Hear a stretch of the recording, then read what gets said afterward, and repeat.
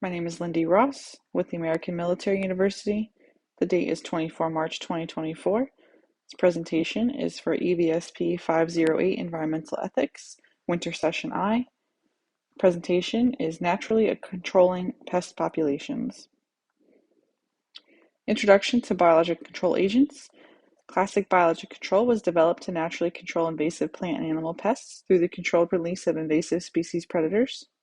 The goal of the program is to introduce a sufficient quantity of predators to overcome the invasive species and limit destruction without causing any secondary invasive species to occur or to significantly influence any local ecosystems.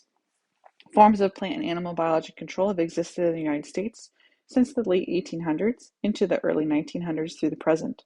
Since the mid-1980s, over 75 biologic control programs have been introduced with a 60% success rate or partial success of the control implemented.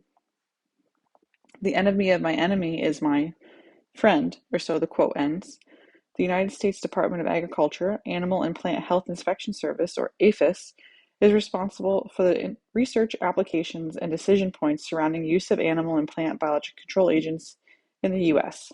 The program was established by law under Title VII of the CFR Part 330 and the Plant Protection Act and Honeybee Act of 2000.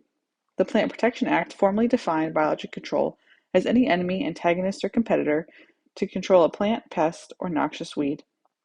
APHIS has issued 7 public announcements regarding pests and biologic control sites since the beginning of March of 2024. This gives you an idea of how active APHIS can be with the USDA. The bad guys. The APHIS Most Wanted list has 81 members under review are currently in a biologic control program.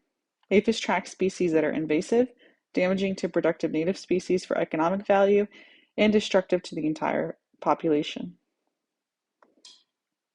An example is the Asian longhorned beetle. Biologic control of the Asian longhorned beetle was targeted for eradication since the 1990s. Potential use of a native U.S. species as a parasitoid-type biologic control against the longhorned beetle has been explored. Biologic control species target eggs and larvae of the Asian longhorned beetle. Ethical worldviews that can be applied on biological agent use include land ethic, shallow versus deep ecology, consequentialism, pragmatism, anthropocentrism, sustainability, and environmental justice. Applying consequentialism to the early U.S. laws addressing animal welfare and plant protections, which were adopted in the pre-1950s to ensure positive outcomes for U.S. trade products and exports. Consequentialist ethics motivated adoption of these regulations to ensure positive economical outcomes for the U.S. agricultural sector, such as the Honeybee Act, which protected honey in the United States, and the Federal Seed Act. Consequentialism can also be applied to the effect that APHIS programs value the outcomes of species management through parasitoids or species elimination rather than the actual acts of APHIS alone. For example, the removal and death of the northern giant hornet is valued to protect European honeybees for pollination and honey production in the U.S. The value, or the loss of, the northern giant hornet is not considered. When applying environmental justice as a worldview to biologic control agents, development of increased pesticides, large agricultural developments, and post-World War II technological and chemical advances in international trade resulted in a more eco-centered response in the 80s and 90s. This coincided with an increase in organic agricultural practices such as the use of biologics. Environmental justice frames the response to overuse of pesticides. Biologic control is one of the methods for an organic approach. Modern laws follow the 1960s through the 90s 2000s era of environmental reform as response to overpollution and use of pesticides.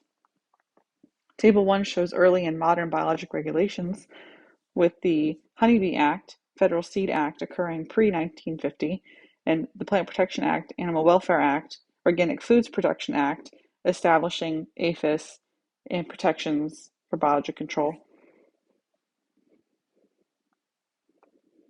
In summary, current U.S. law supports the use of biologic control of pests, specifically insects and weeds, to prevent invasive species. The use of biological agents is focused on agricultural and forestry benefits, such as limiting Asian longhorn beetles, which damage northeastern tree species. U.S. biologic control methods can be viewed through environmental justice worldview to rectify and prevent further pollution damage to crops. Additionally, consequentialism factors heavily in measuring results of the programs as the outcomes of biological control are weighed good or bad, rather than the act of species introduction or removal itself. These are the references used for this presentation. Thank you very much and have a great night.